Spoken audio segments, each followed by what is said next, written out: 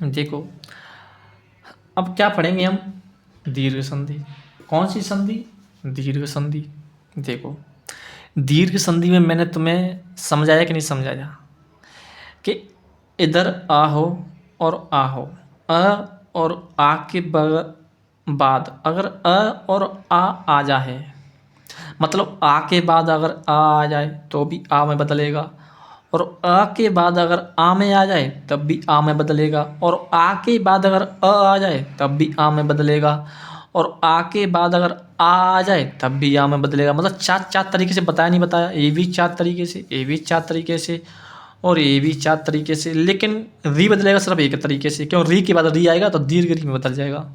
ये भी तो बताया था मैंने, यही तो बताया ना? बताया नहीं बताया? देखो देखो, तो अ और आ के बाद अगर अ और आ जाए तो किस में बदलेगा? आ में। आ में बदलेगा। अगर ई और ई के बाद अगर ई और ई आ जाए तो किस में बदलेगा? दीर्घ ई में। तो ये दीर्घ संधि कहते हैं उसको। लेकिन होना चाहिए ई और ई के बाद ई और ई होना चाहिए, तब ई में बदलेगा। अगर ई और ई के बाद अगर कोई असमान स्वर पहुंच गया ना, तो फिर वो सीधा यण संधि में पहुंच जाएगा। हमेशा ई और ई के बाद ई ही होना चाहिए, जब जाकर के वो दीर्घ संधि ई में बदलेगा। ऊ और ऊ के बाद अगर ऊ और ऊ आ जाए, तो ऊ और ऊ के बाद अगर ऊ और ऊ आ जाए तो दीर्घ ऊ बनाएंगे। कौन सा ऊ? दीर्घ ऊ, तो दीर्घ संधि। और री के बाद अगर री आए, अगर पहले शब्द का अंतिम वर्ड कौन सा? और री, और दूसरे शब्द का पहला वर्ड क्या? और री, और री दोनों मिलकर के क्या बनाएंगे? री बनाएंगे। क्या बनाएंगे? री। समझ में आई कि नहीं आई? जैसे मैंने कहा हेमो, हेमो धन आलय, हेमो धन आलय। धन मतलब प्लस को कह रहा हूँ मैं, हेम धन आलय। अब देखो हेमो, अब ये मत समझना सर जी तो माँ है, नहीं। माँ किससे मिलकर बना है भाई? अब देखो माँ, माँ, तुम ये मत समझना कि माँ में स्वर नहीं है। स्वर है, अगर हाँ इसमें स्वर नहीं है।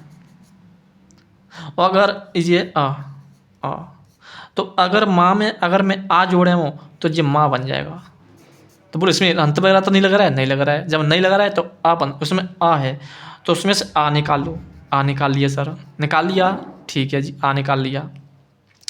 और मैंने कहा पहले शब्द का अंतिम वर्ड आ हो तो आ निकाल लिया, और दूसरे शब्द का पहला वर्ड का आ हो। मैंने कहा कि नहीं कहा कि आ के बाद अगर आ आए तो आ के बाद अगर आ गया तो क्या बनाएंगे? दोनों मिलकर के आ बनाएंगे।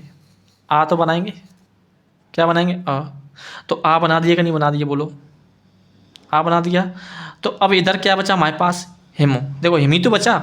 अब जो हलंत वाला ये देखो ही तो आ ही गया सीधा का सीधा, और हेमो मतलब हलंत, क्योंकि आ इसमें से जो आ था वो लेकर के यहाँ पहुँच गया था। समझ लो। और इधर क्या बचा? लया। वही दोनों मिलकर के क्या बना रहे थे? आ। तो हेमो, तो ही आ गया, ही आ गया। और माँ, माँ हलंत। अब हलंत इसलिए नहीं लगे क्यों? आ। जब आ को जब हम माँ में जोड़े तो क्या बन जाएगा? माँ। तो माँ क्या आ गया? माँ। और इधर से इधर ले लेंगे तो लया, लया। अगर चारों शब्द मिलकर के क्या बना देंगे? हिमालय। हिम का अर्थ होता है बर्फ, और आलय का अर्थ होता है मतलब घर। बर्फ का घर किसे कहते हैं? हिमालय को कहते हैं। समझ रहे मेरी बात? जैसे मैंने कहा भी, अभी, अभिधन ईप्सा, ईप्सा, ठीक है, ईप्सा, अभिधन ईप्सा। अब मैंने कहा कि अब मुझे बात बताइए कि छोटी की मात्रा आएगी बड़ी की मात्रा आएगी? छोटी की आएगी। क्यों? अभी, अभी क्या पढ़ रहा हूँ मैं? अभी। और अभी का अर्थ क्या होता है? अभी क्या है? अभी एक उपसर्ग है। क्या है? उपसर्ग। और मैंने कहा कि नहीं कहा कि उपसर्ग में हमेशा छोटी ई की मात्रा आएगी, तो छोटी की मात्रा आ गई। ईप्सा, सर बड़ी ई की मात्रा क्या छोटी की भी तो रख सकते थे? नहीं, मैंने कहा ईप्सा। अब ये बात बताइए, ईप्सा का अर्थ होता है इच्छा। अब ये बताइए इच्छा होती है क्या होता है? सर इच्छा होती है, तो इच्छा मतलब कैसा शब्द है? स्त्रीलिंग। और स्त्रीलिंग में हमेशा कैसी बड़ी ई की मात्रा आएगी और बड़ी ऊ की मात्रा आएगी, तो बड़ी ई आ गई, ईप्सा। ठीक है। अब बात छोड़ो। अब इधर देखो, पहले शब्द का अंतिम वर्ण इधर क्या? ई। ई मतलब उस भालू में मिली हुई है। भाव हट्टी है ना, उसमें ई मिली हुई है, तो छोटी मिली है ना, ई निकाल ली हमने, इसमें से ई निकाल ली। और इसमें से मैंने क्या, अगर स्वर के बाद अगर स्वर हो तब जाके स्वर संधि बनेगी, लेकिन कौन सी संधि बनेगी वो पहचान बता रहे हम। और इधर ई हो, अगर ई के बाद अगर ई आ जाए तो क्या बनाएंगे फिर, ई और ई बना के क्या बनाएंगे, ई बना लेंगे, ई तो बनाएंगे, ई बना दिया। बट दीर्घ मैंने काक नहीं खाया, देखो मैंने जरा ई के बाद अगर ई आ जाए तो ई बन जाएगा, दीर्घ ई बन जाएगा। तो दीर्घ ई बनेगी कि नहीं बनेगी, इधर क्या रहेगा यार, अब। भाई छोटी की जो मात्रा थी वो निकल गई, यहाँ पे आ गई थी, तो अब रहेगा यहाँ। और ई यहाँ से यहाँ पहुँच गई, इधर रहेगा पिसा पिसा पिसा पिसा पिसा। और छोटी ई और बड़ी ई मिल करके क्या बना है, दीर्घ ई। तो मिलाओ, अब इस दीर्घ ई को इस भाव आलू में मिलाओ तो क्या आ जाएगा, अभी। फिर उसको मिला लो, अभीप्सा, तो अभीप्सा अभीप्सा अभीप्सा अभीप्सा। समझ रहे मेरी बात, नहीं समझ रहे मेरी बात बताइए। अभीप्सा क्या होता है, अभीप्सा इस ईप्सा का अर्थ होता है इच्छा, और अभीप्सा का अर्थ होता है तीव्र इच्छा। तीव्र इच्छा रखने वाला क्या कहलाता है, अभीप्सा कहलाता है। जिसकी तीव्र इच्छा होती हो वो अभीप्सा कहलाता है। समझ रहे हो नहीं समझ रहे हो। मैंने बताया था परम धन औदार्य। परम का मतलब होता है सबसे बड़ा, और औदार्य का मतलब होता है उदारता, जो सबसे बड़ी उदारता रखता हो। मैंने बताया नहीं बताया, देखो यारा यारा, परम औदार्य मतलब ये वाला औदार्य यारा, औदार्य, परम और औदार्य। परम का अर्थ क्या होता है, परम का अर्थ होता है सबसे बड़ा, और औदार्य का मतलब होता है उदारता। जिसकी सबसे बड़ी उदारता हो पर वो परम औदार्य कहलाता है। समझ रहे हो मेरी बात। उदारता का मतलब होता है दयालुता, जो दान देने की चाहत रखता हो लेकिन वापस लेने की नहीं। ठीक है, जो दान देने की चाहत रखता हो, मतलब ये तो बहुत दयालु आदमी है। समझ रहे हो मेरी बात। ठीक है, देखो अब इधर देखो, री, मैंने कहा री, और री के बाद अगर री आए, मैंने यही तो कहा, सॉरी इधर देखो कहाँ है, वो तो मैं बता दिया ना। देखो अब ये देखो, विद्धा, विद्धा धन आलय, विद्धा धन आलय। अब देखो इसमें धा में क्या मिल रहा है, आ तो मिल रहा है, तो आ निकाल लिया हमने, इसमें से आ निकाल लो, आ निकाल लिए सर। और इधर आ है, तो आ और आ मिलकर के क्या बनाएंगे, मैंने बताया था आ और आ मिलकर के क्या बनाएंगे, आ। तो सर इधर क्या बचा, विद, विद क्यों बचा, कि आ तो निकल गया उसमें से, तो विद। इधर क्या बचा, लय, क्यों आ तो इधर आ गया, तो इधर लय बचा, लय। और आ मिलकर क्या बनाया, आ। अब बनाओ वे धु। अब उस आ को उस ध में जोड़ो, तो ध का क्या बने, आ, तो विधा। इधर क्या, लय, तो विद्यालय। क्या बने, क्या शब्द बना, विद्यालय। क्या बना, विद्यालय। विद्या का अर्थ होता है ज्ञान या शिक्षा। विद्या का अर्थ क्या होता है, ज्ञान या शिक्षा। और आलय का अर्थ होता है, विद्या का अर्थ क्या होता है, ज्ञान या शिक्षा, और आलय का अर्थ होता है स्थान या घर। जो ज्ञान का घर है या जो ज्ञान का स्थान होता है वो क्या कहलाता है, विद्यालय तो कहलाता है। हम ज्ञान या शिक्षा अर्जित करने के लिए कहाँ पे जाते हैं, विद्यालय में तो जाते हैं। क्यों, वहाँ में क्या मिलता है, वो क्या है, हमारा विद्या का मतलब ज्ञान का घर है, कौन, विद्यालय। समझ रहे मेरी बात। जैसे अब इधर देखो, प्रत्यय, प्रत्यय धन इच्छा। सर इच्छा क्यों लिया था मैंने, इच्छा, समझ रहे मेरी बात। इच्छा का अर्थ होता है देखना या दृष्टि। इच्छा का अर्थ क्या होता है, देखना, या मतलब इच्छा का अर्थ होता है देखना, या मतलब कहते क्या बोलते हैं, दृष्टि, दृष्टि। समझ रहे मेरी बात। तो देखो अब मैंने क्या कहा कि प्रत्यय, और प्रत्यय क्या है जी, उपसर्ग। और मैंने कहा था कि उपसर्ग में हमेशा छोटी की मात्रा आएगी, तो प्रत्यय धन इच्छा। और सर ई उसमें बड़ी की क्यों रखी थी मैं, अब मुझे बताता यह दृष्टि, देखना, देखना, दृष्टि, दृष्टि होती है कि होता है, सर दृष्टि होती है। दृष्टि होती तो है ना, दृष्टि होता है, दृष्टि होता है गलत है, दृष्टि होती है। इच्छा, इच्छा नहीं है, इच्छा नहीं है, इच्छा, इच्छा, इच्छा, समझ रहे हो मेरी बात? तो इच्छा, ठीक है, इच्छा का अर्थ होता है दृष्टि। अब देखो, चलो छोड़ो उसको, इधर क्या है ई, इसमें से हमने इधर से क्या निकाला ई, छोटी ई, क्यों जी छोटी की मात्रा तो है इधर से, और इधर से हमने बड़ी की मात्रा निकाली। ई और ई, छोटी ई और बड़ी ई मिलकर के क्या बनाएंगे, दीर्घी, दीर्घी। इधर क्या बचा, प्रत, प्रत क्यों बचा सर, क्यों ई छोटी ई तो निकल के आ गई यहाँ पे, तो प्रत बचा।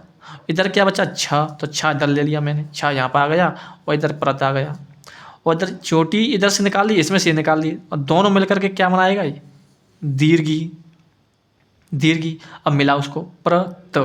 अब इस दीर्घ ई को उसमें मिलाओ, उसमें मिलाओ, तो ती हो जाएगा, तो प्रतीक्षा, क्या हो जाएगा, प्रतीक्षा।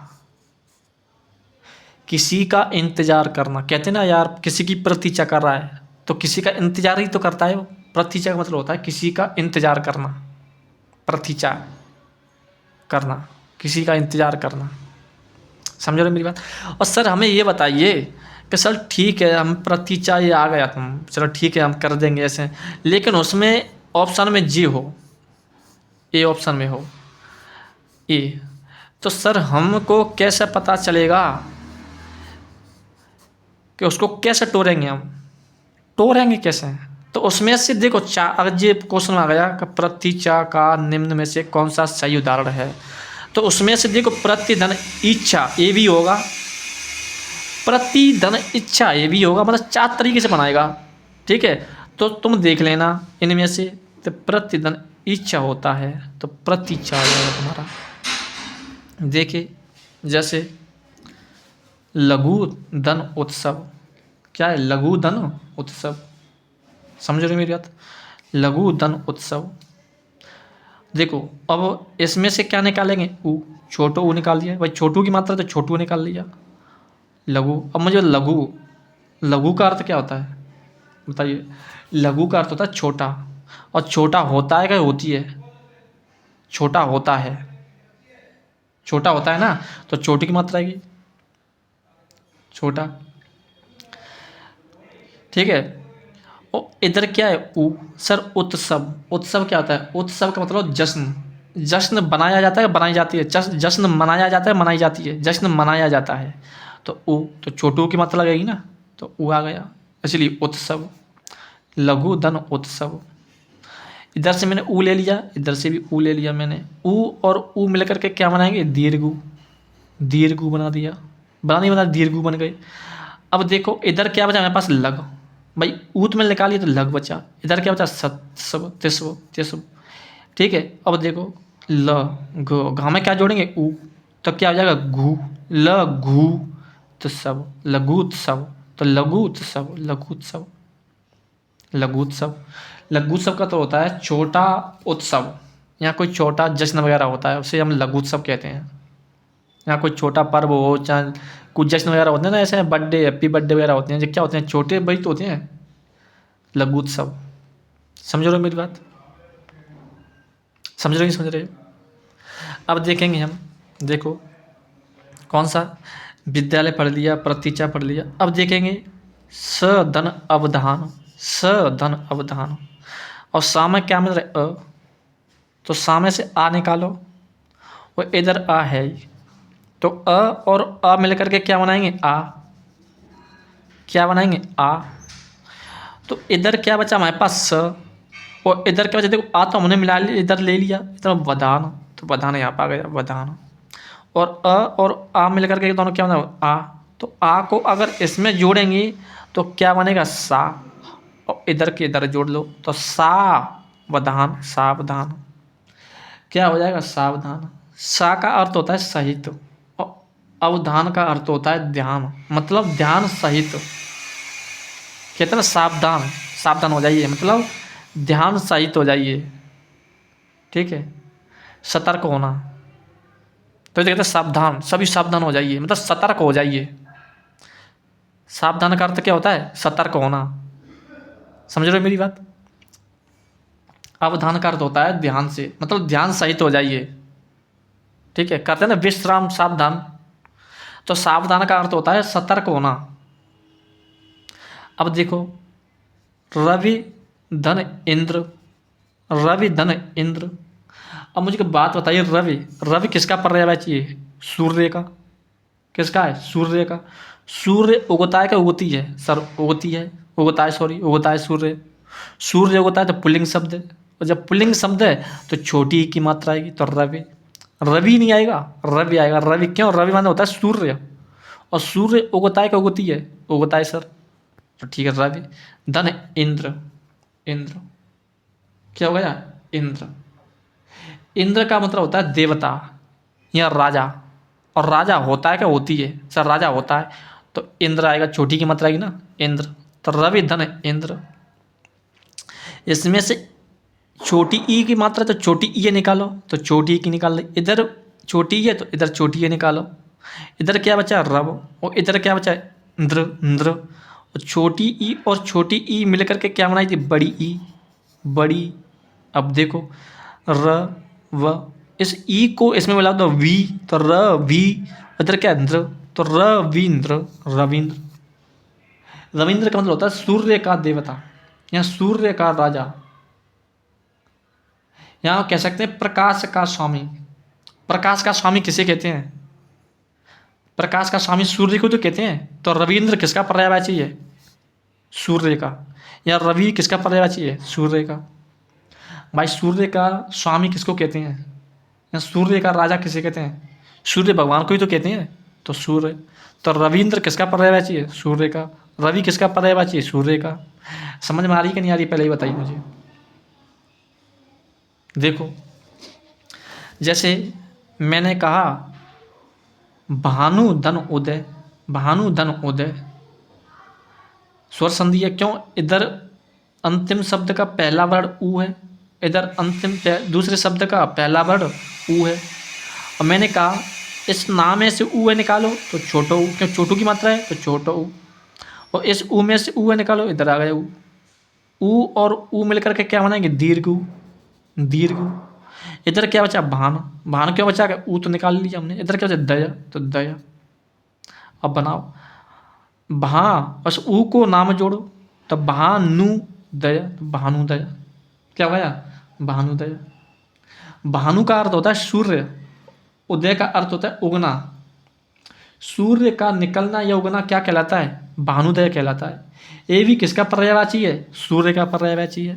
रविंद्र, रवि, भानुदय किसके पर्यायवाची हैं? सूर्य के तो पर्यायवाची हैं। भानु का अर्थ होता है सूर्य, भानु भी किसका पर्यायवाची है? सूर्य का। उदय का मतलब निकलना, सूर्य का निकलना क्या कहलाता है? भानुदय कहलाता है। समझ रहे हो मेरी बात? दीर्घ संधि में। अब देखो, जैसे जैसे जैसे अब देखो, पितृ धन ऋण।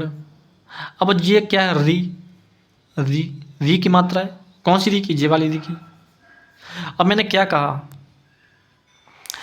कि अगर री के बाद अगर री आ जाए, इसे तामे से री निकालो, ये री आ गई, ठीक है, उसमें से निकालो। री और री निकाल लिए। मैंने क्या कहा कि अगर री के बाद अगर री आए, मैंने यही तो कहा। री के बाद देखो, मैंने बताया नहीं बताया हेरा, री के बाद अगर री आए तो दीर्घी बन जाता है। तो देखो दीर्घी, दीर्घी बनाया कि नहीं बना, बताइए मुझे। दीर्घी। अब देखो, री और री मिलकर दीर्घी बने। इधर क्या बचा? पित्त। पित्त क्यों बचा? सर री तो निकाल लिया, तो पित्त। इधर क्या बचा? ड, ड, ड। अब देखो मिलाओ, पि, इस री को इसमें बढ़ाओ, पितृ, तो ता पे डबल मात्रा लग जाएगी, न्यो, न्यो। तो पितृण, पितृण। सर पितृण मतलब पितृ धन ऋण। पितृ का अर्थ होता है पिता, और ऋण का अर्थ होता है, मतलब ऋण का क्या अर्थ होता है? कर्ज। पिता का कर्ज, पिता का कर्ज क्या कहलाता है? पितृण कहलाता है। समझ रहे मेरी बात? यहाँ पिता का कर्ज या पिता का ऋण क्या कहलाता है? पितृण कहलाता है। जैसे मात्र, मात्र धन ऋण। ऐसे अब देखो, जित री की मात्रा है ना, री, और री के बाद अगर री आए तो क्या बन जाएगा, दीर्घ री बन जाएगा। इधर क्या बचा, मात्र, इधर क्या बचा, ऋण। इसको इसमें जोड़ो तो मात्र, इधर क्या जोड़ेगा, ऋण, तो मात्रण। समझ में आई कि नहीं आई, मात्रण। मात्रा का मतलब माता, और ऋण का मतलब होता है कर्ज। माता का कर्ज क्या कहलाता है, मात्रण कहलाता है। मात्रण होता है माता का कर्ज होना, ठीक है। पितरण का मतलब होता है पिता का कर्ज या पिता का ऋण। भ्रातृ ऋण, भ्रातृ ऋण। देखो इसमें से री निकालो, दी निकाल दी, ये री आ गई। री और री मिलकर क्या बनाएंगे, दीर्घ री। क्या बनाएंगे, दीर्घ री। इधर क्या बचा, भ्रात, इधर क्या बचा, ऋण। और ता, अगर री को हम अलंत ता में जोड़ेंगे तो क्या बन जाएगा, भ्रातृण, भ्रातृण। भ्रातृण का अर्थ होता है मतलब भाई का कर्ज या भाई का ऋण, क्या कहलाता है, भ्रातृण कहलाता है। समझ रहे हो मेरी बात, भ्रातृण, ठीक है। देखो जैसे ये क्या है, होत्र, होत्र धन ऋकार, होत्र धन ऋकार। क्या है ये, होत्र धन ऋकार। इसमें री है ना, इसमें भी री है। इधर री के सामने अगर री के बाद अगर री आए तो क्या बन जाएगा, दीर्घ री। इसमें से होता गया, इसमें से कार आ गया, भाई री तो यहाँ पर आ गया तो कार बचा, तो कार। इस दीर्घ री को उसमें मिलाओ तो होत्र, इधर आएगा कार, इधर कार, तो होत्र कार। होत्र का अर्थ होता है पुजारी, और ऋकार का अर्थ होता है मतलब ध्वनि या उच्चारित। पुजारी द्वारा उच्चारित जो ध्वनि होती है या जो मंत्र होते हैं वो क्या कहलाता है, होत्रकार कहलाता है। पुजारी के द्वारा जो उच्चारित ध्वनि होती है, उसके द्वारा जो मंत्र वगैरह मतलब जो ऐसा मंत्र वगैरह पढ़ता नहीं है वो क्या कहलाता है, होत्रकार कहलाता है। जैसे पितृ धन रिद्धि, रिद्धि, पितृ धन रिद्धि। उस ता में क्या जल्द मिल रहा है, री। री को निकालो, इधर री है तो री को निकालो। री और री मिलकर क्या बनाएंगे, दीर्घ री। इधर क्या बचा, पित, क्यों री तो मैंने निकाली लिया तो पित बचा। इधर क्या बचा, दी, तो दी आ गया। अब ता में क्या जोड़ेंगे, री, दीर्घ री, तो पितृ मतलब हमेशा यूँ बोलती है जी, दीर्घ री की, तो पितृ दी, पितृ दी। सर पितृ दी क्या होगा, पितृ दी। समझ रहे कि नहीं समझ रहे मेरी बात, पितृ दी, ठीक है। मात्र रिद्धि, मात्र रिद्धि, समझ रहे हो मेरी बात। इसमें से री निकालो, री, री के सामने अगर री आए तो क्या बन जाएगा, दीर्घ री, तो दीर्घ री निकाल, री इधर से निकाल ली, इधर से भी निकाल ली। री और री मिलकर क्या बनेगी, दीर्घ री। इधर क्या बचा, मात्र, इधर क्या बचा, दी। इसको यहाँ मिलाएंगे तो मात्र दी, मात्र दी। समझ रहे, मात्र दी। पितृधन रिद्धि, पितृद्धि, मातृधन रिद्धि, मातृद्धि, होत्रधन ऋकार, होत्रकार। देखो अब देखो, अब समझ में आ गए होगे, अब सीधे सीधे पढ़ जाते हैं हम, ठीक है। देह धन अंत, इधर भी आए इधर भी आए। देह धन अंत, देह धन अंत मिलकर क्या बनाएंगे, देहांत, देहांत। देह का अर्थ होता है शरीर, अंत का अर्थ होता है समाप्ति। जो शरीर का समाप्ति हो जाना या मृत्यु या निधन या मौत, क्या कहते हैं, कहते हैं इसका तो देहांत हो गया। मतलब शरीर का समाप्त हो जाना क्या कहलाता है, देहांत कहलाता है। भाई देह किसको कहते हैं, शरीर को। अंत का मतलब होता है अंत होना, मतलब समाप्त होना। तो देह का अंत हो जाना क्या कहलाता है, देहांत। मतलब शरीर का समाप्त हो जाना क्या कहलाता है, देहांत। मृत्यु के पर्यायवाची सब, मृत्यु, ठीक है, और तुम्हारी निधन, मौत, देहांत, सब क्या है, एक दूसरे के पर्यायवाची हैं। समझ रहे हो मेरी बात। जैसे दैत्य, दैत्य,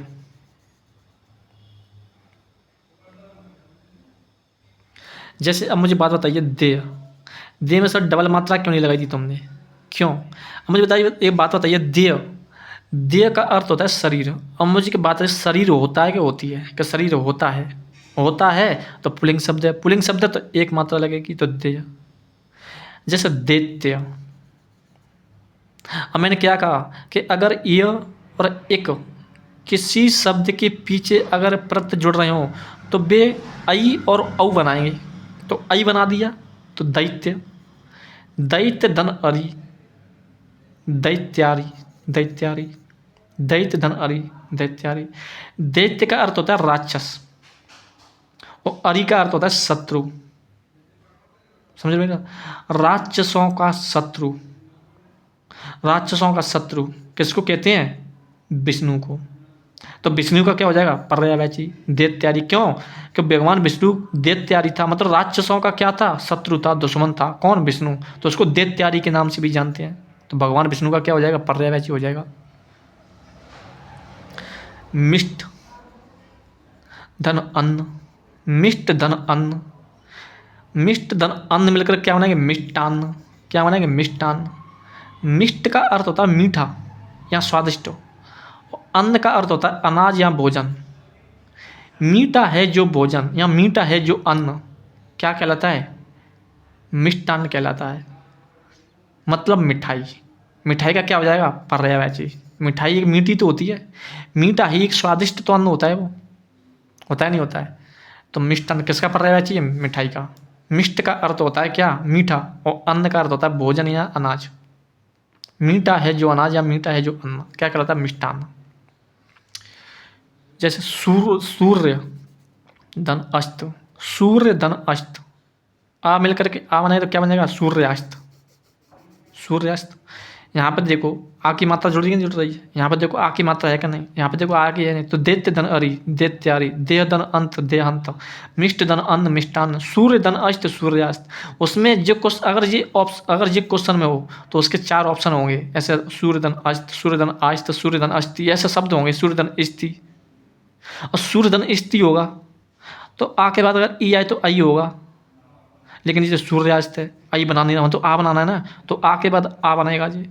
और सर अगर आ गया तो यहाँ पे सूर्य धन आस्त आ गया तो सूर्य धन आस्त कोई शब्द होता है नहीं, अस्त होता है। अस्त का अर्थ होता है मतलब क्या होता है? मतलब डूबना, डूबना। ऐसे पता चलना है तुम्हें, ऐसे मतलब संधि में तुम्हें छानबीन करनी है, ठीक है? छांटबीन करनी है। सूर्य का अर्थ होता है सूर्य, और अस्त का अर्थ होता है अस्त, अस्त होना मतलब डूबना। सूर्य का अस्त होना या डूबना क्या कहलाता है? सूर्यास्त कहलाता है। क्या कहलाता है? सूर्यास्त कहलाता है। ठीक है। जैसे कुश धन आसन, अ और आ बन के क्या बनाएंगे? आ, तो क्या बन जाएगा? कुशासन, कुशासन, कुशासन, कुशासन। कुश नामक घास से बना हुआ आसन। कुशासन मतलब होता है एक घास, मतलब कुश नामक एक घास मतलब एक घास होता है, ठीक है? उस घास से जो आसन बनाया जाता है या चटाई बनाई जाती है उसको हम कुशासन कहते हैं। मतलब कुश नामक घास से बनाया हुआ आसन। आसन मतलब बैठने का जो आसन होता है, जो चटाई होती है, उसको क्या कहते हैं? कुशासन कहते हैं। समझ रहे हो मेरी बात? देव धन आलय, जैसे इसमें देखो तो कुश धन आसन, कुशासन। देव धन आलय, आ के बाद अगर आएगा तो क्या बनेगा? आ। तो देव धन आलय तो देवालय, देवालय। यहाँ पर देखो देवालय, तो देव धन आलय, देवालय। देव का अर्थ होता है देवता, और आलय का अर्थ होता है स्थान या घर। देवताओं का जो स्थान होता है, देवताओं का जो घर होता है वो क्या कहलाता है? देवालय। और देवालय किसका पर्यायवाची है? मंदिर का। भाई देवताओं का जो घर होता है वो मंदिरों में ही तो होता है, तो मंदिर का क्या हो जाएगा? पर्यायवाची देवालय। देव का अर्थ क्या होता है? देवता, आलय का होता है घर। देवताओं का घर या स्थान क्या कहलाता है? देवालय, जो कि मंदिर का पर्यायवाची है। भाई देवता कहाँ मिलते हैं? मंदिरों में तो मिलते हैं। जैसे राम धन आधार, आ के बाद अगर आए तो आ बन जाए तो राम धन आधार तो रामाधार, रामाधार, रामाधार। और यहाँ से देखो इधर राम इधर आधार तो रामाधार। समझ रहे हो मेरी बात? समझ रहे कि नहीं समझ रहे हो? रामाधार, राम धन आधार तो रामाधार। रत्न धन आकर, अ और तो रत्न धन आकर मिलकर के क्या बनाएंगे? रत्नाकर, रत्नाकर। रत्न का अर्थ होता है रत्न मतलब हीरा, और आकार का मतलब होता है खजाना या भंडार। या खान। तो रत्नों की जो स्थान मतलब रत्नों की जो खान होती है, हीरों की जो खान होती है, हीरों का जो भंडार होता है वो क्या कहलाता है? रत्नाकर कहलाता है। रत्नाकर। और सर रत्न कहाँ पाए जाते हैं? समुद्र में। तो समुद्र का पर्यायवाची क्या हो जाएगा? रत्नाकर। जहाँ रत्नों के यहाँ हीरों की क्या पाई जाती है? भंडार पाई जाती है, खान पाई जाती है, वो कहाँ पाई जाती है? समुद्र में। तो समुद्र का पर्यायवाची हो जाएगा रत्नाकर। समझ रहे हो मेरी बात? जैसे मैंने कहा धर्म धन आत्मा, दोनों मिलकर के क्या बनेंगे? धर्मात्मा। धर्मात्मा। धर्मात्मा किसे कहते हैं? धर्मात्मा कहते हैं जो धर्म के मार्ग पर चलने वाला व्यक्ति हो, जो धर्म के मार्ग पर चलता हो, वह व्यक्ति जो धर्म के अनुसार चलता हो, धर्म का आचरण करता हो। आचरण मतलब धर्म का जो आचरण करता हो, धर्म को मानता हो, धर्म के मार्ग पर चलता हो, वो व्यक्ति क्या कहलाता है? धर्मात्मा कहलाता है। धर्म धन आत्मा, धर्म पर चलने वाला, धर्म के मार्ग पर चलने वाला क्या कहलाएगा? धर्मात्मा। परम धन आनंद, परम धन आनंद क्या हो जाएगा? परमानंद। सर परम का अर्थ होता है सबसे बड़ा, मैंने जब भी बताया था। और आनंद का मतलब होता है खुशी या खुश। वह व्यक्ति जो खुश रहता हो वो क्या कहलाता है? परमानंद कहलाता है। क्या कहलाता है? परमानंद। जैसे परम धन आवश्यक, परम धन आवश्यक क्या हो जाएगा? परमावश्यक। ऐसे देखो, ऐसे परम यहाँ पर तोड़ के देखो तो परम धन आवश्यक तो परमावश्यक। जैसे माया धन अधीन, आ के बाद आए तो आ बनेगा मायाधीन। क्या बन जाएगा? मायाधीन। मायाधीन का अर्थ होता है जो मोह के अधीन रहता हो, जो माया के अधीन रहता हो। मोह माया के अधीन रहने वाला व्यक्ति क्या कहलाता है? मायाधीन कहलाता है। जो मोह या माया के अधीन रहता हो। जैसे कदा, कदा धन अपि, कदापि क्या बन गया? कदापि। कदा कदा, कदा कद नहीं आएगा, कदा आएगा। कदा क्या आएगा? कदा। समझ रहे हो मेरी बात? कदा धन अपि, कदापि। विद्या धन अनुराग क्या है? विद्या धन अनुराग क्या बन जाएगा? विद्यानुराग। विद्यानुराग। समझ रहे हो मेरी बात? जैसे वार्ता धन आलाप, वार्तालाप क्या हो जाएगा? वार्ता धन आलाप। वार्ता का अर्थ होता है बात, आलाप का अर्थ होता है मतलब कहना। जो एक दूसरे से बातों का कहना या एक दूसरे से बात करना क्या कहलाता है? वार्तालाप कहलाता है। कहते नहीं है कि उन दोनों में तो एक दूसरे के मध्य क्या हो रही है? वार्तालाप हो रही है। तो एक दूसरे से बात करना, एक दूसरे से कहना क्या कहलाता है? वार्तालाप कहलाता है। वार्ता का मतलब होता है बात, आलाप का मतलब कहना। एक दूसरे से बातों का कहना क्या कहलाता है? वार्तालाप। जैसे महाधन आत्मा, महाधन आत्मा क्या बन जाएगा? महात्मा। महात्मा। महाधन आत्मा क्या बन जाएगा? महात्मा। महात्मा बन जाएगा ना। महान है जिसकी आत्मा, वो कौन होता है? महात्मा। महात्मा बनना कोई आसान नहीं है। महात्मा वही होता है जिसकी आत्मा महान होती है। जैसे मोह माया, ऐसे कोई मतलब अपने परिवार सब कुछ को छोड़ करके वो सिर्फ एक ईश्वर की प्रार्थना में लग जाता है। मतलब ईश्वर पर निर्भर रहता है। भजन पाठ सब उसके ईश्वर पे वो रहता है। मतलब कहते हैं उसे मतलब मोह माया सोने चांदी से कोई मतलब नहीं है, ना कोई द्वेष से मतलब, कोई उसकी ना कोई बुराई से मतलब, ना किसी से मतलब नहीं होता है। वही महात्मा होता है। महान है जिसकी आत्मा, वही महात्मा कहलाता है। समझ रहे मेरी बात? आगे देखो,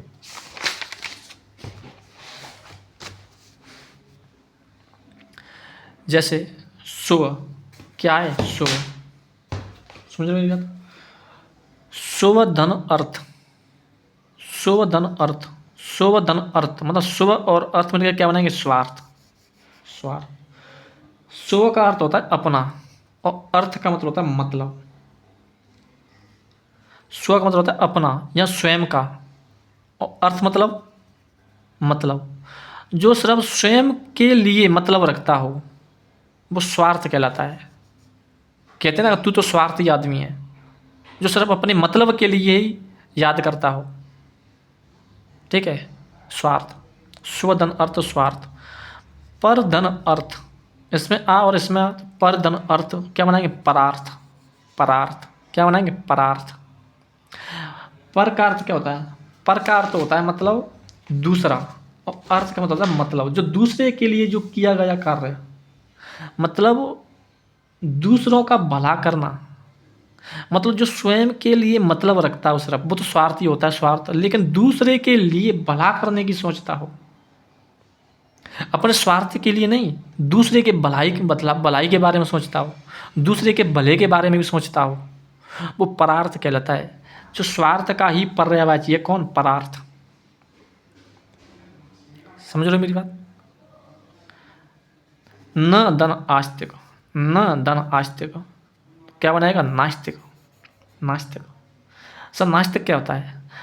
नास्तिक का मतलब होता है जो ईश्वर पर विश्वास नहीं करता हो, वो नास्तिक कहलाता है। कि मैं ईश्वर पर विश्वास नहीं करता हूँ, जो भगवान पर विश्वास नहीं करता हो, वो क्या कहलाता है? नास्तिक कहलाता है। और आस्तिक क्या कौन होता है? आस्तिक वो होता है जो ईश्वर पर विश्वास करता हो, और जो ईश्वर पर विश्वास नहीं करता वो नास्तिक कहलाता है। सधन अर्थक, सधन अर्थक क्या हो जाएगा? सार्थक। जो अर्थ सहित हो क्या हो जाएगा? सार्थक। सधन आनंद, सधन आनंद तो क्या हो जाएगा? सानंद। आनंद का मतलब पता नहीं, आनंद। और स मतलब आनंद सहित, मतलब खुशी सहित। आनंद मतलब खुश, ठीक है। आनंद के सहित क्या हो जाएगा? सानंद। स्वधन अभिमान, स्वधन अभिमान, स्वधन अभिमान क्या हो जाएगा? स्वाभिमान। सर स्वाभिमान क्या होता है? स्वाभिमान वो होता है जो आत्मसम्मान के साथ जिंदगी जीता हो। समझ में? जो अपने आत्मसम्मान के साथ जिंदगी जीता हो, अपने आत्मसम्मान के साथ क्या जीता हो? जिंदगी जीता हो। वो अपने आत्मसम्मान, कहते हैं ना कि मैं अपने स्वाभिमान से कभी खिलवाड़ नहीं होने दूंगा, मैं अपने आत्मसम्मान से कभी खिलवाड़ नहीं होने दूंगा। जो आत्मसम्मान से जीता हो, किसी के इस दबाव में नहीं, किसी के प्रेशर में नहीं, ठीक है। स्वाभिमानी व्यक्ति है। कैसा वो? स्वाभिमानी। समझ में? सधन आमिष, स और आमिष मिलकर क्या बनाएंगे? सामिष। सर सामिष क्या होता है? सामिष का मतलब होता है मांसाहारी होना। सा का मतलब होता है सहित या साथ। आमिष का मतलब होता है मांस। क्या होता है? मांस। मतलब जो व्यक्ति मांसाहारी होता है, क्या होता है? मांसाहारी। वो क्या कहलाता है? जो मतलब मांस से युक्त भोजन सामिष कहलाता है। हम किसी के लिए भोजन परोसते हैं, किसका? मांस का, तो वो क्या हो जाएगा? मांस से युक्त भोजन क्या कहलाएगा? सामिष कहलाएगा। सामिष। यथा धन अर्थ दोनों मिलकर बनाएंगे यथार्थ। क्या बनाएंगे? यथा धन अर्थ यथार्थ। यथार्थ। समझ रहे मेरी बात? और देखो यथार्थ, जैसे विद्या धन आलय, विद्यालय, विद्यालय, ठीक मैंने बता दिया। मैं विद्या मतलब ज्ञान का आलय घर, ज्ञान का घर या स्थान क्या कहलाता है? विद्यालय। इसको विद्या को ऐसे भी लिख सकते हैं, द और या मिलकर के क्या बनाएंगे? धा। तो विद्यालय ऐसे भी लिख सकते हैं, ऐसे भी लिख सकते हैं। विद्यालय ऐसे भी लिख सकते हैं, ऐसे भी लिख सकते हैं। विद्याधन आलय विद्यालय, विद्याधन आलय विद्यालय। नयन धन अभिराम, अ और आ मिलकर क्या बनाएंगे? आ। तो नयनाभिराम। इसमें तो बनेंगे नयनाभिराम, ना में आ जोड़ेंगे तो नयनाभिराम, नयनाभिराम। नयन का मतलब होता है आँख या नेत्र, और अभिराम का मतलब होता है अच्छा। जो आँख को अच्छा लगता हो वो नयनाभिराम कहलाता है।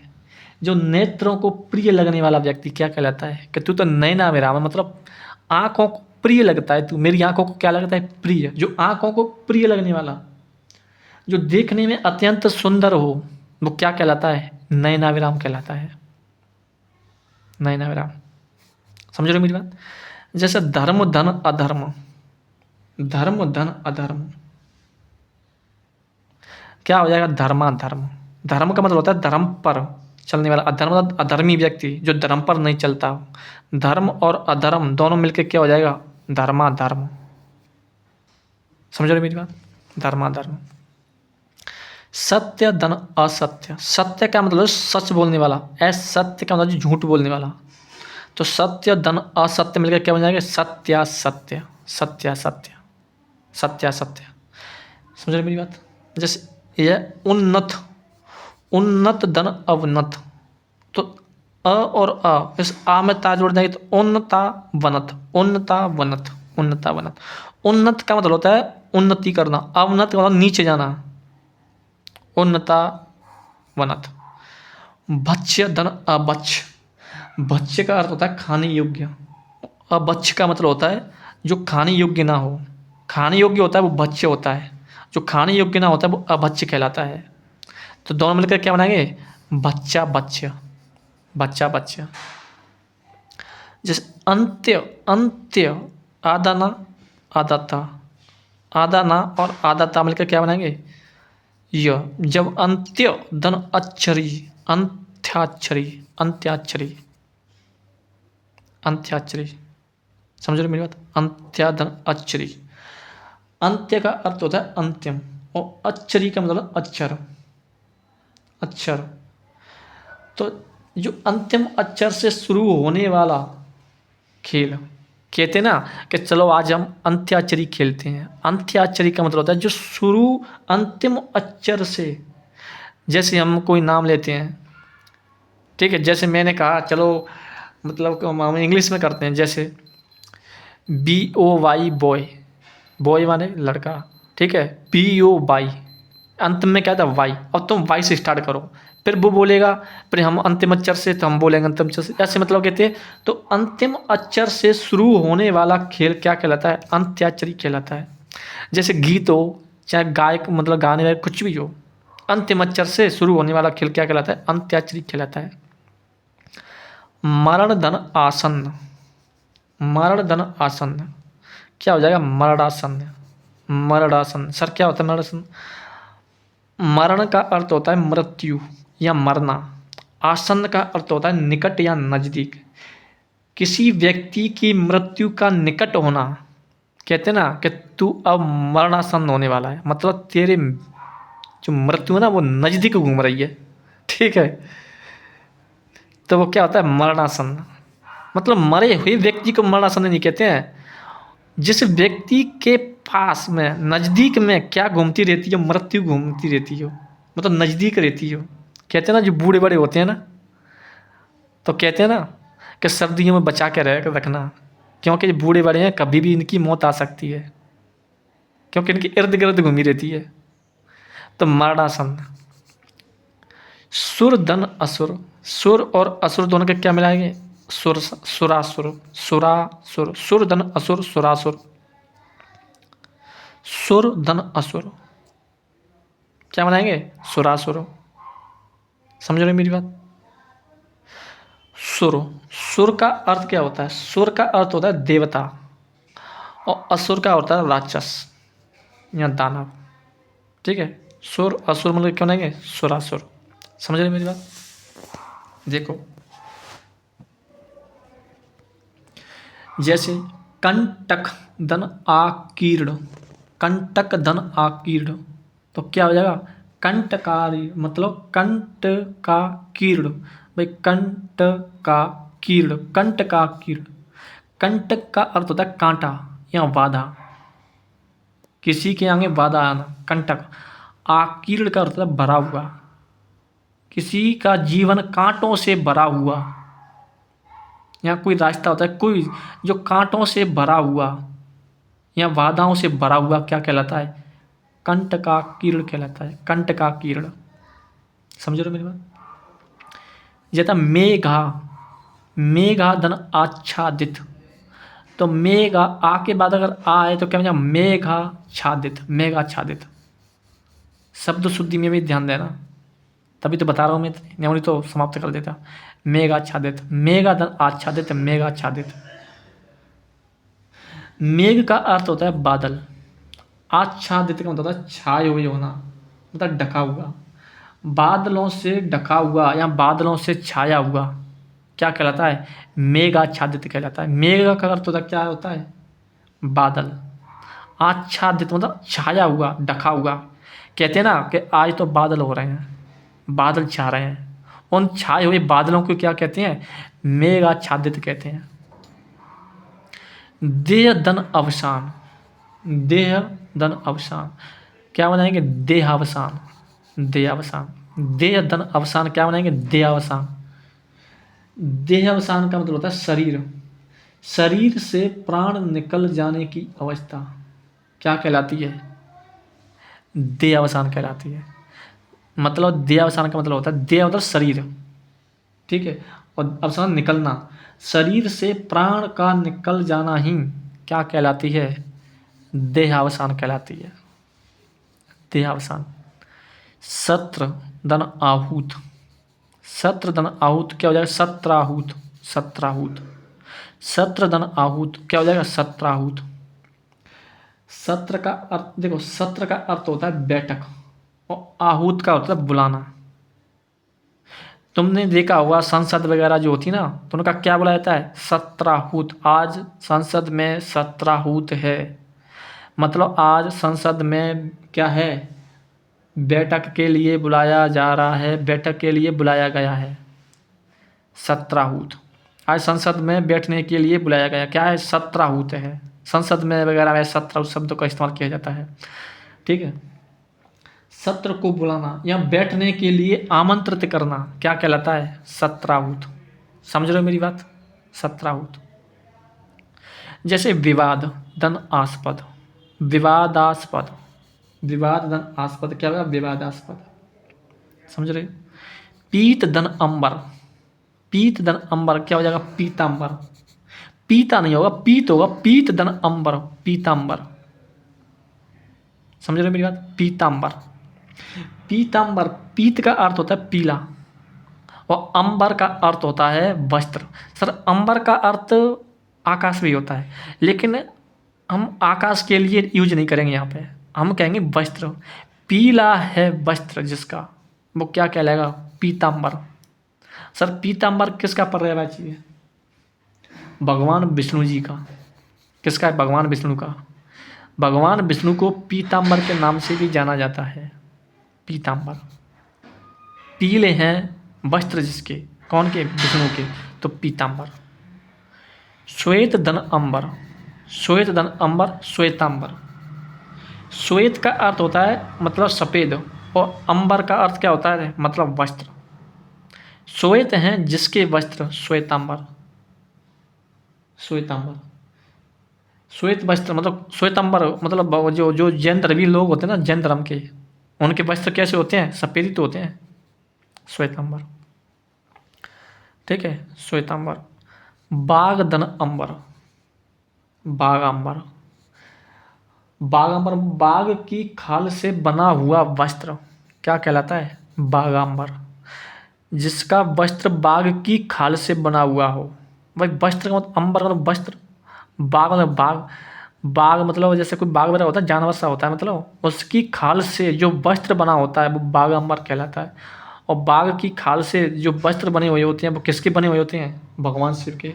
तो बागांबर किसका पर्यायवाची हो जाएगा? भगवान शिव का। समझ रहे हो? मूर्धन अरी, मूर्धन अरी क्या हो जाएगा? मुरारी। सर इसमें मुझे बात बताइए, इसमें यूँ क्यों नहीं लिया था तुमने? यूँ अरी बड़ा शब्द क्यों नहीं लिया था? इसमें मूर क्यों नहीं लिया था? मूर, मूर। मूर का अर्थ होता है राक्षस, ठीक है, मतलब अरी का मतलब होता है सॉरी, अरी का अर्थ होता है अरी, अरी का अर्थ होता है राक्षस। अब मुझे बात बताइए, राक्षस होता है क्या होती है? सर राक्षस होता है, होता है तो पुल्लिंग शब्द, पुल्लिंग शब्द है तो छोटी की मात्रा आ जाएगी।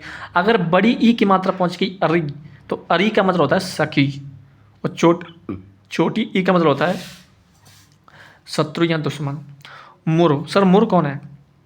मुर एक राक्षस का नाम था, ठीक है, मुर, और अरी का दुश्मन, तो मुर धन अरी मिलके बनाएंगे मुरारी। मुरारी किसका पर्यायवाची है? तो मुरारी कहती हैं किसको? कृष्ण भगवान को। क्यों? क्योंकि भगवान श्री कृष्ण ने किसका वध किया था, किसके शत्रु थे, किसके दुश्मन थे, मोर नामक राक्षस के, इसलिए वो मुरारी कहलाए थे। कौन? कृष्ण भगवान। जैसे सर्प धन अरि, क्या हो जाएगा? सर्प धन अरि, सर्पारी, सर्पारी। सर्प का मतलब होता है सांप और अरि का मतलब होता है दुश्मन। सर्पों का है जो शत्रु, कौन? गरुड़। ठीक है, सर्पारी, सर्पारी कहलाएगा। लेकिन सर्पारी किसको कहते हैं? गरुड़ को। ठीक है, नेवला को भी कहते हैं, क्योंकि वो सर्प का कौन होता है? दुश्मन होता है, शत्रु होता है।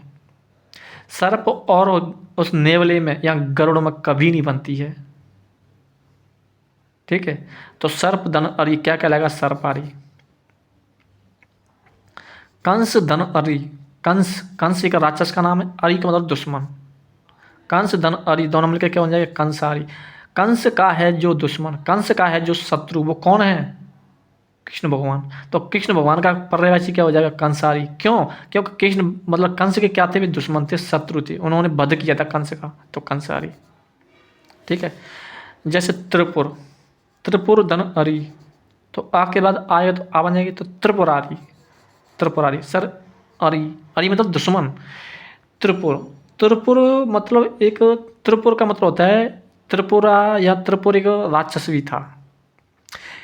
त्रिपुरा या त्रिपुर राक्षस इसलिए पड़ा था क्योंकि वे 3 नगरों का राजा था। कौन? त्रिपुर, त्रिपुरा या त्रिपुर।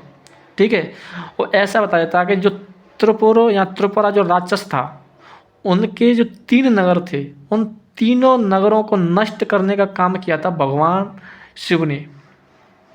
ठीक है, किसने? शिव ने। तब से भगवान विष्णु को हम त्रिपुरारी कहते हैं। त्रिपुरारी क्यों कहते हैं? क्योंकि त्रिपुर मतलब त्रिपुर नाम के जो अरि हैं, जो दुश्मन है, वो कौन है? त्रिपुरारी। और त्रिपुरारी किसको कहते हैं? शिव भगवान को। तीनों नगरों को नष्ट करने का काम किया किसने? भगवान शिव ने। त्रिपुरारी कहलाए थे उस दिन से। समझ रहे मेरी बात? जैसे 10 धन आनन, 10, 10 आनंद, 10 हैं जिसके आनंद, क्या होगा? 10 आनंद। 10 हैं जिसके आनंद, 10 आनंद। 10 आनंद किसके थे? किसके थे 10 आनंद? 10 आनंद कहते हैं रावण को। समझ रहे मेरी बात? 10 आनंद का मतलब होता है सिर, आनंद सिर। 10 सिर किसके थे? रावण की तो थे, तो 10 आनंद। नर धन अधम, नर धन अधम क्या हो जाएगा? नराधम। क्या कहलाएगा? नराधम। नर का अर्थ होता है मनुष्य और अधम का अर्थ होता है नीचा। जो नीच व्यक्ति होता है, जो निकृष्ट कोटि का मनुष्य होता है, जो नीची मतलब नीची सोच मतलब नीच व्यक्ति होता है, जो निकृष्ट, निकृष्ट का मतलब होता है नीचा। जो व्यक्ति नीचा होता है, जो नीची बात करता है, वो क्या कहलाएगा? नराधम कहलाएगा। क्या कहलाएगा? नराधम, कि तू नीचा आदमी है, जो नीची बात करता है। जो आदमी ऊंचा होता है वो नराधम होता है। ठीक है, नराधम। प्रधन अर्थी, आ के बाद आएगा तो प्रार्थी, प्रार्थी। समझो ना मेरी बात? प्रार्थी। ठीक है, अर्थी का मतलब होता है इच्छा। क्या होता है? इच्छा। समझो ना मेरे? अर्थी का मतलब क्या होता है? इच्छा। और प्र क्या है उसमें? उपसर्ग। समझो ना मेरी बात? इसके बाद आएगा पूर्व धन अहैन, अहैन, अहैन। पूर्व धन अहैन क्या बनाएंगे? पूर्वाहन, पूर्वाहन। उसमें कुछ पता चल रहा है क्या उसमें? पूर्व धन अहैन, पूर्वाहन। ठीक है, अब देखो नाम में कहाँ पे अलंत था? यहाँ पे। लेकिन जैसे ही हमने एक संधि बनाया, संधि पद बनाया, तो हा पे अलंत आ जाता है जी। अहैन पे ना पे, अगर उसका संधि विच्छेद करते समय तो ना पे लगता है जी। इंपॉर्टेंट क्वेश्चन है 3 जी, 3 क्वेश्चन इंपॉर्टेंट है, क्योंकि जब उसका संधि विच्छेद करते हैं तो ना पे अलंत लगता है, जैसे जब उसको मिलाते हैं तो यहाँ से हट करके यहाँ पे आ जाता है, यहाँ पे। तो पूर्वाहन, पूर्व धन अहैन, पूर्वाहन। मध्य धन अहैन, तो देखो उठ के आगे नहीं आ गया, यहाँ पे लग रहा था, यहाँ पे उठ के आ गया अहैन, मध्यहन। अपर धन अहैन, अपराहन, यहाँ पे उठ के आ गया, और यहाँ पे लग रहा है, तो पूर्वाहन, पूर्व मतलब होता है पहले, अहन का मतलब दिन, दोपहर, दोपहर से पहले का जो दिन होता है, दोपहर से जो पहला दिन होता है वो क्या कहलाता है? पूर्वाह्न। मतलब सुबह के टाइम को पूर्वाह्न कहते हैं। मध्याह्न, मध्याह्न कहते हैं दोपहर के टाइम को। मध्याह्न मतलब मध्याह्न के जो दिन होता है, मध्य के दिन को कहते हैं मध्याह्न। अपर धन अहन, अपर का मतलब होता है पर, अपर मतलब होता है मध्य, मतलब मध्य के बाद वाला, अपर मतलब दिन, मतलब जो दिन के बाद होता है, जो मध्य के बाद होता है, सुबह के टाइम और शाम के टाइम जो होता है वो अपराह्न कहलाता है। जो पूर्वाह्न का क्या है, ये विलोम शब्द है, अपराह्न, पूर्वाह्न अपराह्न। समझ रहे मेरी बात? देखो देखो जैसे कारा, कार शब्द नहीं होता है, कारा होता है, कारा। कारा धन आगार, कारागार, कारागार। कारा कहते हैं कैदी को, किसको? कैदी को। और आगार का अर्थ होता है स्थान, जो कैदियों का स्थान होता है वो क्या कहलाता है? कारागार। सर कैदियों को कहाँ रखा जाता है? जेल में। तो जेल का भी क्या हो जाएगा? जब पर्यायवाची हो जाएगा, ठीक है, कारागार। भाई कारागार मतलब कारागार, कारा का मतलब कैदी, आगार मतलब स्थान, जो कैदियों का स्थान होता है वो कारागार कहलाता है। तो कारागार मतलब किसका स्थान है? जेल का। जेल, बंदी गृह, कैद खाना, कारावास, सब क्या है? ये जेल के पर्यायवाची हैं। जैसे सवा, सवाधन आगार, सवाधन आगार। समझ रहे मेरी बात? सवाधन आगार, सवा का मतलब सवा, आगार का मतलब स्थान, जहाँ सभा बुलाने की जो स्थान होता है। कहते हैं ना आज सभा जुड़ रही है, मतलब आज कहते हैं ना कि आज तो सभा हो रही है, कि कहाँ हो रही है?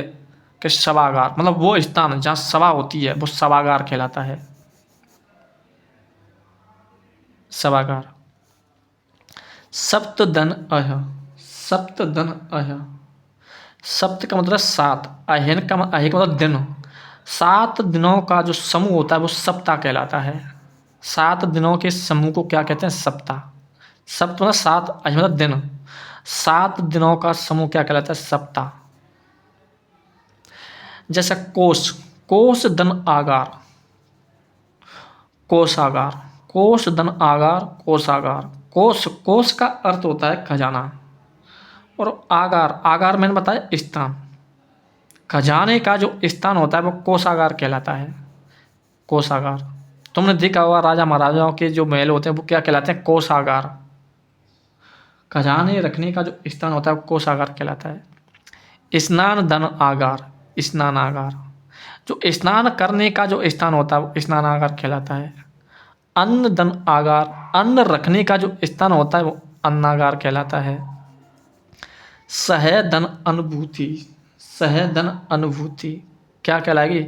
सहानुभूति, सहानुभूति। सहधन अनुभूति, अनुभूति, अन्न धन भूति, सहानुभूति। नानल पे छोटू की मात्रा, भावालू पे बड़ू की मात्रा, तो सहानुभूति। विकल धन अंग, विकल धन अंग, विकलांग, विकलांग क्या हो जाएगा? विकलांग। समझ रहे मेरी बात? राम धन अर्जुन, राम धन अर्जुन, राम आ के बाद अगर आ आएगा तो क्या बन जाएगा? माँ, तो रामार्जुन, रामार्जुन। शाक धन आहारी, शाकाहारी क्या बन जाएगा? शाकाहारी। शाका, देखो शाक, ठीक है, शाक नहीं बनेगा भाई साहब, जो शाका बनेगा, ठीक है, शाक, ठीक है, शाक यहाँ शाका बनेगा, ठीक है, शाक यहाँ शाका क्या बन जाएगा? शाका, शाका। शाका धन आहारी मतलब शाकाहारी। समझ रहे हो मेरी बात? शाकाहारी। शाका का मतलब सब्जी, जो वनस्पति से जो मतलब मांस का प्रयोग नहीं करता है वो शाकाहारी कहलाता है। शाका धन आहारी, शाकाहारी। सब्जियां, सब्जियां होती हैं क्या होता है? सब्जी होती है। वनस्पति होती है क्या होता है? होती है, तो सा का शब्द जुड़ेगा। आहारी, आहारी का मतलब होता है भोजन। भोजन होता है क्या होती है? सर भोजन होता है। लेकिन कुछ शब्द ऐसे हैं कि बड़ी की मात्रा जुड़ेंगे। शाकाहारी, शाकाहारी। कृपाधन आकांक्षी, आकांक्षी क्या हो जाएगा? कृपाकांक्षी, कृपाधन आकांक्षी। आ जुड़ेगा, आकांक्षी नहीं, आकांक्षी, आकांक्षी, कृपाकांक्षी। कृपाकांक्षी का मतलब होता है जो चाहने वाला होता है, जो इच्छुक हो, अभिलाषी हो, जो चाहने वाला होता है, वो कृपाकांक्षी कहलाता है। कविता धन अवली, कविता धन अवली क्या हो जाएगा? कवितावली। बड़ी की मात्रा नहीं होगी, छोटी की मात्रा होगी अवली, अवली, कवितावली। लेकिन अंजलि, अंजलि में छोटी की मात्रा होगी, ठीक है, छोटी की मात्रा, ठीक है। किसकी होगी? छोटी की मात्रा। तो गीतांजलि, समझ रहे हो मेरी बात? अवली में हमेशा बड़ी मात्रा होगी और अंजलि में हमेशा छोटी की मात्रा होगी, छोटी की मात्रा, सॉरी, छोटी की मात्रा। तो कविता धन अवली कवितावली, गीता धन अंजलि गीतांजलि। समझ रहे हो मेरी बात? अब आएगा तुम्हारा ई, और ई के बाद अगर ई और ई आए तो दीर्घ ई हो जाता है। ये बताया था ना मैंने। देखो मैंने क्या कहा, मैंने वैसे बता चुका हूँ कि अगर ई है, इधर भी है, इधर से ई निकालो, इधर से ई निकालो, ई निकालने के तो ई हो जाएगा, हो गया कि नहीं हो गया? तो इधर क्या बचा? नार, इधर क्या बचा? स्वर, इधर उसमें जाएगी नारीश्वर, नारीश्वर। नारीश्वर किसे कहते हैं? नारी का मतलब होता है पत्नी या महिला, ईश्वर मतलब स्वामी। जो पत्नी का स्वामी होता है कौन होता है? पति। तो पति को क्या कहते हैं? नारीश्वर कहते हैं। जो पति मतलब नारी का स्वामी होता है, मतलब पत्नी का जो स्वामी होता है। तो पत्नी का नारी तो होती है। देखो देखो, कवि धन इंद्र, कवि धन इंद्र क्या बन जाएगा? कवींद्र, कवींद्र। अब मतलब जो कवि होते हैं, कवि, जो कवि होते हैं, जो कवि, कवि होते हैं क्या होती है? होता है क्या होती है? सर होता है, कवि होता है। जो कवि होते हैं वो होता है क्या होती है? कवि होते हैं, कवि होती नहीं है, होते हैं, ठीक है। तो चोटी की मत लगेगी। तो कवि धन इंद्र, इंद्र, इंद्र एक राजा है, राजा है कि नहीं? तो राजा होता क्या होती है? सर होता है। तो इंद्र चोटी की मत लगेगी, इंद्र। तो कवि धन इंद्र कवींद्र। कपि धन ईश, कपि, कपि का अर्थ होता है बंदर। तो बंदर होता है क्या होती है? बंदर होता है। तो चोटी की मात्रा कपि धन ईश। ईश का मतलब होता है ईश्वर भी कह सकते हैं या स्वामी भी कह सकते हैं। स्वामी होता है क्या होती है? सर होता है। तो ईश, सॉरी, ईश का मतलब होता है स्वामी या ईश्वर। लेकिन स्वामी होता है क्या होती है? कि स्वामी सर होता है। तो छोटी की मात्रा आनी चाहिए, लेकिन यहाँ तो बड़ी की है। तो कुछ शब्द ऐसे हैं कि जो मतलब हमें, मैंने क्या कहा कि 80-90% शब्द पहचानने के लिए तो हम उन्हीं का प्रयोग करेंगे। लेकिन कुछ शब्द ऐसे हैं कि जिसमें हम पुल्लिंग होते हुए भी बड़ी की मात्रा का प्रयोग कर रहे हैं। जैसे ईश, तो ईश में आ गया। जैसे दूल्हा, सही है नहीं? तो ईश, कपीस। जो बंदरों का स्वामी है वो कौन है? कपीस। और बंदर को स्वामी किसको कहते हैं? हनुमान जी को। तो भगवान हनुमान को भी क्या कहते हैं? किसका पर्यायवाची है? कपीस, हनुमान का, बजरंगबली का हनुमान, वो बजरंगबली का पर्यायवाची कपीस। मही क्या हो जाएगा? मही। समझ रहे हो मेरी बात? देखो, मही धन ईश, मही। अब मुझे बात बताइए, मही का अर्थ होता है धरती या पृथ्वी। पृथ्वी होती है क्या होता है? पृथ्वी होती है सर, होती है। तो बड़ी की मात्रा आएगी। मही धन ईश, पृथ्वी का जो स्वामी है वो कौन है? महिष, महिष। समझ रहे हो मेरी बात?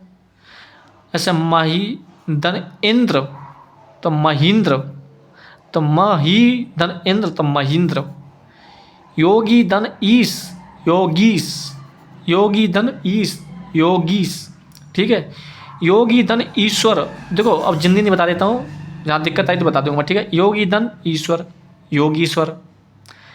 परिधन इच्छा, इच्छा, परिधन इच्छा। तो पर क्या है, उपसर्ग है, तो चोटी की मात्रा की पर धन इच्छा, इच्छा मतलब होता है परीक्षा। क्या हुआ, परीक्षा, समझ रहे हो मेरी बात। इच्छा, इच्छा देखो जी, इच्छा छोटी होती है, ये वाली इच्छा ये छोटी होती है, लेकिन छा छतरी वाली हमेशा बड़ी होगी।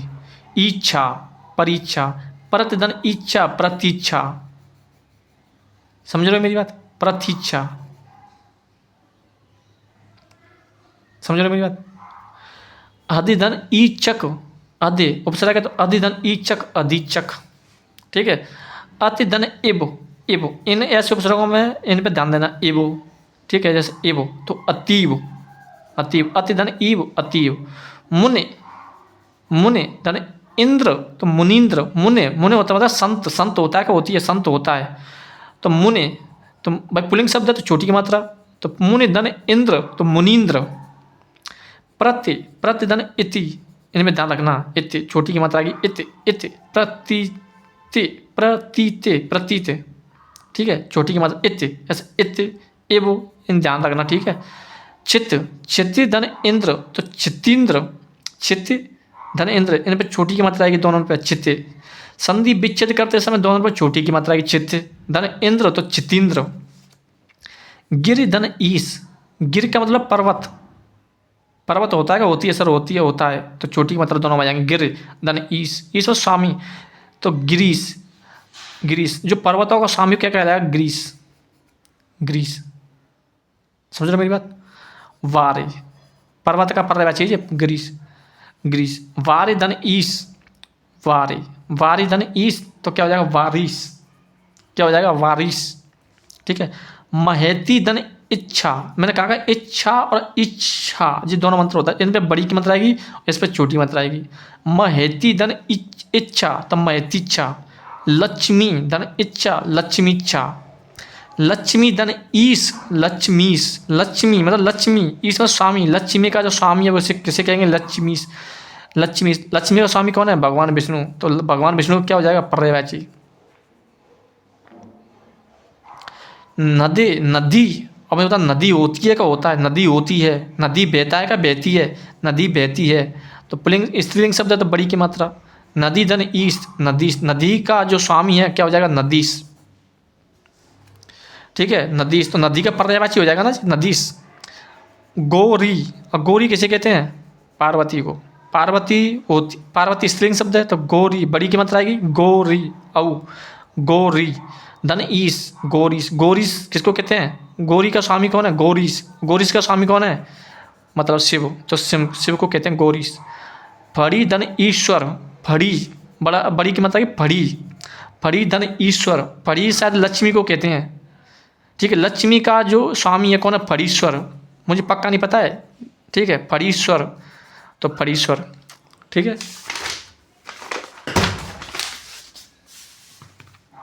देखो सती, सती स्त्रीलिंग शब्द है, सती होती है क्या होता है, सती होती है, ईश, सतीश, क्या हो जाएगा, सतीश।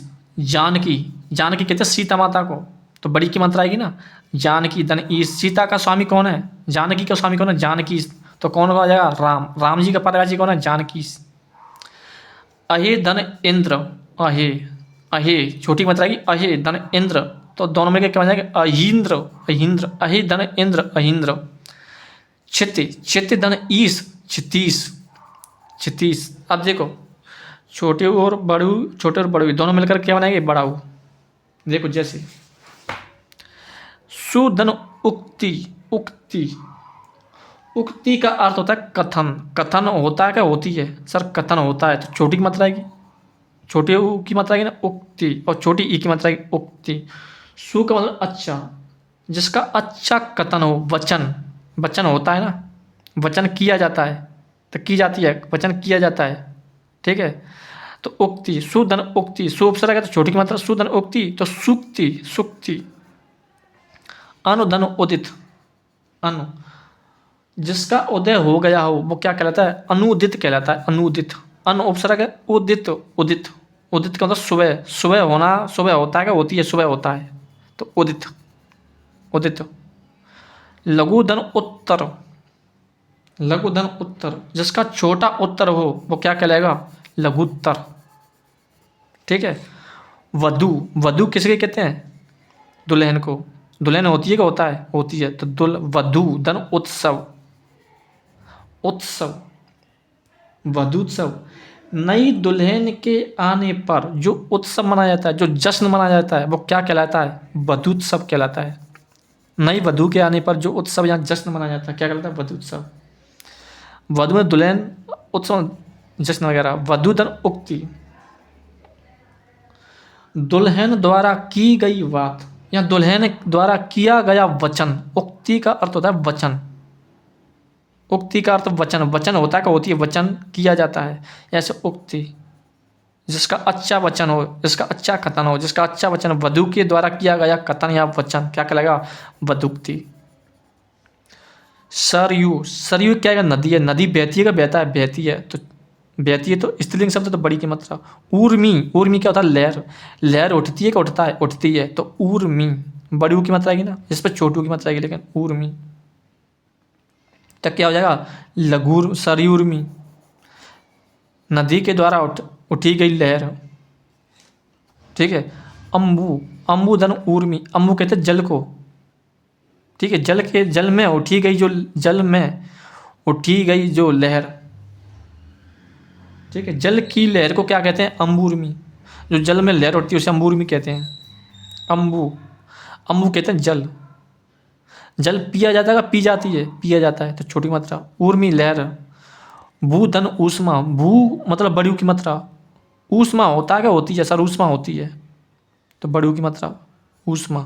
भू मतलब पृथ्वी, पृथ्वी की जो ऊष्मा होती है वो कहलाती है भूष्मा, तो पृथ्वी का पर्यायवाची क्या हो जाएगा? भूष्मा। भूधन ऊर्जा, भूधन ऊर्जा, तो भूर्जा। भूधन ऊर्ध्व, पृथ्वी की गर्मी को भूष्मा कहते हैं। ऊष्मा मतलब गर्म या गर्मी, पृथ्वी की गर्मी को कहते हैं भूष्मा। ऊर्जा, पृथ्वी की शक्ति या धरती की ऊर्जा, भूप, धरती भी तो कहते हैं, धरती की ऊर्जा या ऊष्मा क्या, ऊर्जा को क्या कहते हैं? पृथ्वी ऊर्जा को भूर्जा। भूधन ऊर्ध्व, ऊर्ध्व का मतलब उठा हुआ भाग या ऊपर का भाग या ऊंचा भाग क्या कहलाता है? भूर्ध्व कहलाता है। भूधन ऊर्ध्व, पृथ्वी का उठा हुआ भाग क्या कहलाता है? भूर्ध्व। समझ रहे मेरी बात? सभी पृथ्वी के पद चाहिए। मृत्यु धन उन्मुख, ऊ के बाद अगर ऊ आए तो ऊ हो जाएगा, तो मृत्यु, मृत्यु होती है क्या? वो होता है, मृत्यु होती है, तो छोटी ऊ की मात्रा आएगी। मृत्यु धन उन्मुख, उन्मुख वह व्यक्ति जो मृत्यु के करीब होता हो वो मृत्यु उन्मुख कहलाता है। उन्मुख मतलब होना, मृत्यु के करीब होता हो, वह व्यक्ति जो मृत्यु के करीब होता है, उसके नज़दीक मृत्यु आप आसपास घूमती रहती है, तो मृत्यु उन्मुख। समझ रहे मेरी बात? जैसे विदु धन उदय, विदु कहते हैं चांद को। चांद होता है क्या? होती है सर, चांद होता है, चांद उगता है क्या? होती है सर, चांद उगता है, तो विदु, छोटी मात्रा की। विदु धन उदय, उदय मतलब सुबह होना, होता है क्या? होती है, होता है, तो विदु धन उदय, विदुदय। चांद का निकलना, उदय का मतलब होता है निकलना या उदय होना, तो चांद का निकलना ही क्या कहलाता है? विदुदय, विदुदय। विदु धन उदय, विदुदय। धातु धन ऊष्मा, धातु धन ऊष्मा, धातु धन ऊष्मा क्या हो जाएगा? धातुष्मा। धातु पर छोटियों की मात्रा आई, ठीक है, छोटियों की मात्रा, तो धातु धन ऊष्मा, धातुष्मा। गुरु धन उपदेश, अब मुझे बात है गुरु होता है क्या? होती है सर, गुरु होता है, तो छोटी की मात्रा आएगी, इस पर छोटे गुरु धन उपदेश। गुरु के द्वारा दिए गए उपदेश क्या कहलाते हैं? गुरु उपदेश। लेकिन अगर उसको ऐसे लिखेंगे तो गुरु छोटू की मात्रा आएगी, लेकिन उसमें मिलाएंगे, संधि विच्छेद करेंगे तो छोटू की मात्रा, लेकिन उसको संधि में मिलाएंगे, संधि वो करेंगे तो बड़ी की। इसमें अगर उसमें छोटू की मात्रा हो तो गलत हो जाएगा, गुरु उपदेश हो जाएगा। गुरु उपदेश ऐसा मत करना सच, बड़ी की मात्रा है, गुरु बड़ा छोटी मात्रा होती है, नहीं नहीं नहीं, गुरु उपदेश। स्वयंभू धन उदय, स्वयंभू, स्वयंभू धन उदय, स्वयंभू। समझ रहे मेरी बात? उदय तो क्या कहलाएगा? स्वयंभूदय, स्वयंभूदय, स्वयंभूदय, समझ रहे मेरी बात। स्वयंभू का मतलब होता है स्वयं प्रकट होना, और उदय का मतलब निकलना, ठीक है। मतलब स्वयं प्रकट होना और उदय का मतलब होता है निकलना। अब मुझे बात बताइए, स्वयं प्रकट कौन हुए थे? ब्रह्मा जी। ऐसा नहीं स्वयं खुद प्रकट हुए थे, निकले थे। तो स्वयंभू किसे कहते हैं? स्वयंभूदय किसे कहते हैं? स्वयंभू भी किसे कहते हैं? स्वयंभूदय किसे कहते हैं? किसके कहते हैं? ब्रह्मा जी को। स्वयं स्वयंभूदय कहो ब्रह्मा जी को, और स्वयंभू भी ब्रह्मा जी का शब्द है। स्वयंभू ब्रह्मा होता है, होती है सर, होता है, लेकिन उसमें बड़ी मात्रा है। तो कुछ शब्द ऐसे होते हैं, स्वयंभू धन उदय, स्वयंभूदय। लघु धन उत्तम, लघुत्तम। साधु धन उपदेश, साधु होता है, होती है, होता है सर, तो छोटी उपदेश, साधु के द्वारा दिए गए उपदेश, साधु उपदेश। उपदेश दिए जाते हैं कि दी जाती है? दिए जाते हैं, तो छोटी बात उपदेश, साधु उपदेश। सिंधु धन ऊर्मी, सिंधु क्या नदी? नदी बहती है कि बहता है? सर नदी बहती है, लेकिन फिर भी क्या उसमें छोटी की मात्रा। कुछ शब्द ऐसे होते हैं, लेकिन सरयू में बड़ी की मात्रा, लेकिन सिंधु में छोटी की मात्रा। ऊर्मी लहर, सिंधु नदी में उठी गई लहर। सिंधु नदी की लहरों को क्या कहते हैं? सिंधुर्मी। बहुधन ऊर्जा, बहुधन ऊर्जा, तो क्या हो जाएगा? बहुर्जा, बहु छोटी मात्रा, ऊर्जा, बहुधन ऊर्जा, बहुर्जा। चमू, चमू कहते हैं सेना को, सेना होती है, होता है सेना होती है, तो बड़ी की मात्रा, चमू। धन उत्तम, सबसे अच्छी सेना। उत्तम का मतलब होता है श्रेष्ठ, या सबसे अच्छी, सबसे अच्छी सेना हो, कहाँ की है? भारत की ठीक है, चमूत्तम। कटु धन उक्ति, कटु धन उक्ति। कटु का मतलब होता है वचन, कटु नहीं सॉरी, कटु का मतलब होता है ऐसे बुरे। उक्ति का मतलब होता है वचन या कथन, इसके बुरे वचन हो वो कटुक्ति कहलाता है। कटु धन उक्ति, कटुक्ति। मंजू धन ऊषा, मंजू का मतलब सुंदर, और सुंदर होता है क्या? होती है, ऐसा सुंदर होता है, तो मंजू छोटी मात्रा आएगी। मंजू धन ऊषा, ऊषा का मतलब सुबह, सुबह या प्रकाश, प्रकाश होता है क्या? होती है सर, प्रकाश होता है, तो छोटी मात्रा आई ऊषा। तो मंजू धन ऊषा, तो मंजूषा। समझ रहे मेरी बात। अब आएगा तुम्हारी गुण संधि। गुण संधि को हम अगली वीडियो में पढ़ेंगे, ठीक है जी।